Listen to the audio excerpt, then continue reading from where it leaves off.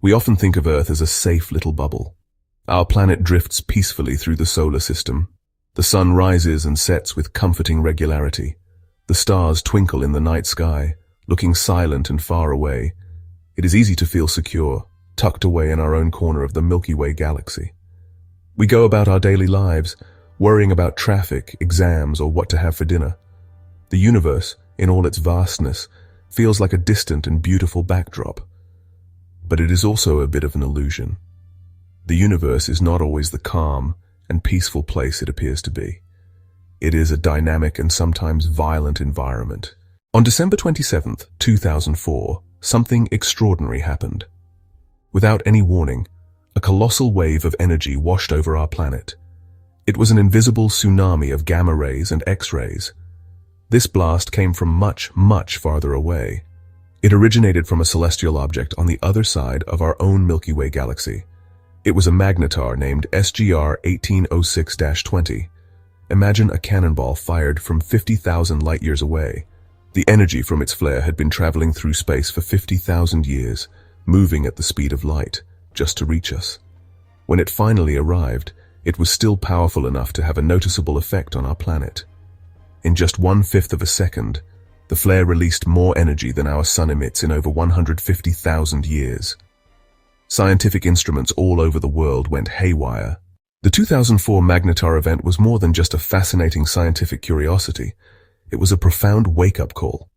It demonstrated, in very real terms, that our planet is not isolated from the violent events of the wider galaxy. What if the Magnetar had been closer?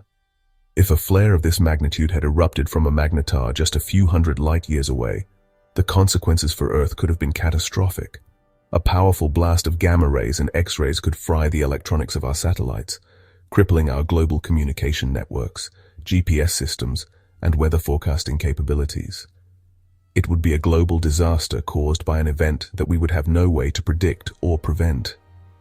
This near miss from 2004 serves as a crucial lesson from the cosmos. It highlights our vulnerability and the importance of understanding the universe we live in. So what exactly is this cosmic monster that sent a wave of energy crashing into our planet? It is called a magnetar. The name itself sounds like something from a science fiction movie, and its properties are just as wild. A magnetar is a type of neutron star. It is one of the possible endpoints for a massive star after it has run out of fuel and died in a spectacular explosion called a supernova. They are the superdense corpses of once mighty suns. A single teaspoon of neutron star material would weigh billions of tons. A magnetar is a neutron star with a magnetic field that is unimaginably powerful. We are talking about the most magnetic objects in the entire known universe. A magnetar's magnetic field is a quadrillion times more powerful than a refrigerator magnet. It is a level of magnetic force that we can barely comprehend, let alone replicate here on Earth. This incredible magnetic field is the source of a magnetar's power and its danger. If you were to travel within about 1,000 kilometers of a magnetar, its magnetic field would literally tear you apart, atom by atom. How does such a bizarre and powerful object come into being? The birth of a magnetar is a violent and specific process. It all starts with the death of a very particular type of massive star. As the star's core collapses, a fundamental law of physics called the conservation of angular momentum comes into play. As the massive core shrinks, its rotation speed increases dramatically. This incredibly rapid rotation, combined with the churning super-hot and dense material of the newborn neutron star, creates something called a dynamo effect. It takes the original star's magnetic field and amplifies it by a factor of trillions in just a few seconds. However, this hypermagnetic state does not last forever, cosmically speaking. Their intense magnetic fields are so powerful that they are unstable. They gradually decay over a period of about 10,000 years. This means that the magnetars we see today are all relatively young objects. They are the freshly made, still glowing embers from the fiery death of giant stars, putting on their most spectacular and dangerous show for a brief period. The colossal magnetic field of a magnetar is not just for show. It is the engine that drives its incredibly violent behavior. The field is so strong that it actually warps the star's solid crust. This immense magnetic stress builds up over time, like tectonic stress building up along a fault line here on Earth. The crust of the Magnetar bends and groans under the strain. Eventually, the pressure becomes too much. The crust cracks and shifts in a violent starquake. This is not like an earthquake on our planet. It is an event of cosmic magnitude. When this starquake happens, it causes a catastrophic rearrangement of the Magnetar's magnetic field. The magnetic field lines suddenly snap and reconfigure themselves into a more stable, lower energy state. This sudden release of magnetic energy is what powers a Magnetar flare. An enormous amount of energy is unleashed in a fraction of a second, blasting out into space as a torrent of high-energy radiation. It is this process that created the giant flare from SGR 1806-20 that hit our planet in 2004. It was the result of a crack forming on the surface of a star 50,000 light-years away. On December 27, 2004, at precisely 9:30 and 26 seconds p.m. Universal Time, dozens of scientific satellites orbiting Earth were suddenly hit by an invisible tidal wave. This was not visible light, but a ferocious blast of gamma rays, the most energetic form of light in the universe. The sheer intensity of the blast was unlike anything ever recorded. The detectors on these multi-million-dollar observatories were instantly saturated, unable to properly measure the true brightness of the initial flash. In the hours and days following the initial detection, a wave of a different kind swept through the global scientific community. Astronomers around the world scrambled to point every available telescope toward SGR 1806-20. One of the most important facilities to join the hunt was the Very Large Array, or VLA, in New Mexico. What they found was spectacular. In the days following the flare, a new expanding cloud of radio-emitting material appeared around SGR 1806-20. This was the physical debris from the explosion, a fireball of super-hot particles blasted away from the Magnetar's surface. As this colossal wave of energy finally reached our solar system, it didn't just affect the satellites in high orbit. It physically impacted the very top of Earth's atmosphere. The incoming gamma rays and X-rays slammed into the atoms and molecules in the upper atmosphere, knocking even more electrons loose.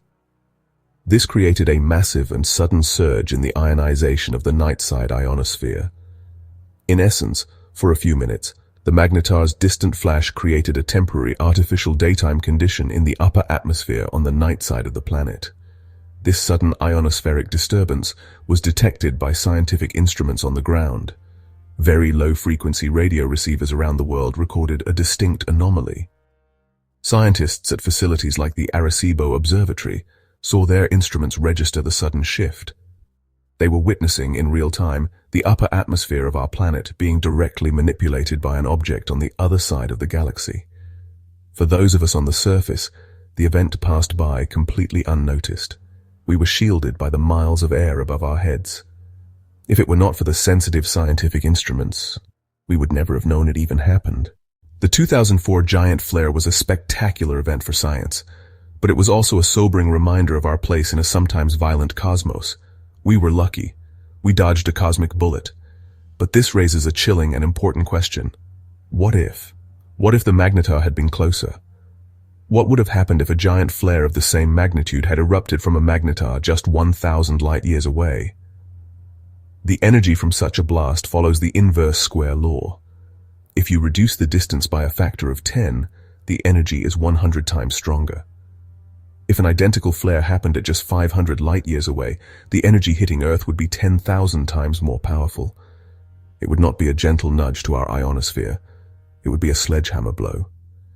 The effects would be immediate, global, and catastrophic, starting with the technology that our entire modern civilization is built upon. We were safe because of distance, and distance alone. The closest known Magnetar is about 9,000 light-years away. That is still reassuringly far, but it's more than 5 times closer than the 2004 source. A giant flare from that object would hit us with over 25 times the energy. If a powerful Magnetar flare were to erupt from a nearby star, the first casualties would be in orbit. Our planet is surrounded by a swarm of thousands of active satellites. These delicate, complex machines are the backbone of the modern world. They handle our global communications, television broadcasts, internet data, and financial transactions. They provide the global positioning system that guides our cars, planes, and ships. We rely on them for so much that we often take them for granted. But these satellites are incredibly vulnerable to high-energy radiation. A nearby giant flare would be like a cosmic electromagnetic pulse aimed straight at them. For some satellites, the effect would be immediate and fatal. These satellites would be turned into dead, useless chunks of metal tumbling silently through space. It would be a technological massacre in orbit. The consequences on the ground would be felt almost immediately. Global communications would break down. GPS signals would vanish. We would be plunged back into a pre-digital age, but without the skills or infrastructure to cope. The damage would not be limited to our technology in orbit. A nearby giant flare would launch a direct assault on Earth's atmosphere, our planet's primary shield against cosmic radiation. A powerful burst of gamma rays would slam into the upper atmosphere with ferocious energy. These gamma rays would break apart nitrogen and oxygen molecules, creating large quantities of nitrogen oxides. These nitrogen oxide molecules are highly reactive, and they are extremely effective at destroying ozone. They act as catalysts, meaning a single nitrogen oxide molecule can destroy many thousands of ozone molecules. A nearby Magnetar flare would essentially inject a massive dose of ozone-destroying chemicals directly into the stratosphere on a global scale. Scientists estimate that a giant flare from a few hundred light-years away could destroy more than half of the ozone layer in a matter of hours or days. The entire planet would suddenly lose a huge portion of its protective UV shield. The sky might not look different, but the light streaming through it would become deadly. For humans, even short exposure to the unfiltered sunlight would cause severe sunburns. Farmers would find their crops failing. Phytoplankton in the oceans would also be decimated. This assault on our atmosphere would trigger a global ecological crisis. If a Magnetar giant flare were to happen extremely close to us, the consequences would be even more direct and terrifying. Scientists have calculated a hypothetical kill zone around a Magnetar. This is the distance within which a giant flare would likely trigger a mass extinction event. Most estimates place it somewhere around 10 to 30 light-years. At such a close range, the flare's radiation would be powerful enough to do more than just damage the ozone layer. It would be like receiving a lethal full-body X-ray from the sky. Organisms on the surface would receive a dose of radiation high enough to cause sickness, genetic damage, and death on a massive scale. It would be a sterilization event delivered at the speed of light. Following the initial flash, the long-term effects of the destroyed ozone layer would finish the job. The intense, unfiltered UV radiation from our own sun would pour down for years. The world would become a harsh, sun-scorched wasteland. Some life might survive deep underground or in the deepest parts of the ocean, but the surface of the planet would become largely uninhabitable. Fortunately, we know of no Magnetars within this deadly kill zone. The known Magnetars are all at safe distances. However, the what-if scenario is a powerful reminder of the raw power that exists in the cosmos. The 2004 Magnetar giant flare was far more than just a startling astronomical event. It was a profound and unexpected lesson from the cosmos, delivered from 50,000 light-years away. The way the international community of astronomers and physicists responded was a lesson in itself. It demonstrated our growing capability to monitor the dynamic sky and react quickly to transient events. In the wake of the flare, the mission to watch the skies has taken on a new sense of urgency. Telescopes continue to scan the heavens for high-energy events. They are our early warning system, our first line of defense. The story forces us to contemplate a larger question. If a planet like Earth is still vulnerable to these distant outbursts, what does that mean for the search for life elsewhere? It suggests that the universe might be a more hazardous place for life than we previously thought.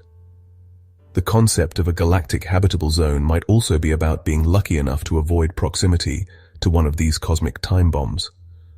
This could be one possible solution to the famous Fermi paradox, the question of where is everybody?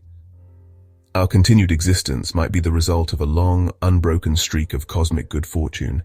We are all inhabitants of a beautiful but untamed universe, and our survival depends on our ability to understand it. In the end, the story of how Earth survived the 2004 Magnetar flare is a tale of humility. It puts our human concerns, our daily struggles, and even our greatest achievements into a grander cosmic perspective. The fact that we exist at all, on a planet with a protective atmosphere and magnetic field in a relatively peaceful corner of the galaxy, is something of a miracle. Earth is not just a lump of rock, it is a precious sanctuary, a lifeboat in the vast and sometimes stormy cosmic ocean. The journey of discovery that followed the flare speaks to the best of our human spirit. Our innate curiosity drove us to decipher its message and understand its origin. We may be small and fragile in the grand scheme of things, but our capacity for understanding is vast. Our ability to look out into the cosmos and make sense of its most extreme phenomena is a source of profound strength and hope. We are the universe's way of knowing itself. Ultimately, the 2004 Magnetar flare did not bring destruction, it brought knowledge. It was a wake-up call that expanded our awareness and deepened our respect for the cosmos. The great cosmic sentry duty continues. The universe is full of monsters, but it is also full of wonders, and sometimes they are one and the same. With every new discovery, we become a little more prepared, a little more knowledgeable, and a little more humbled by our incredible journey through space and time.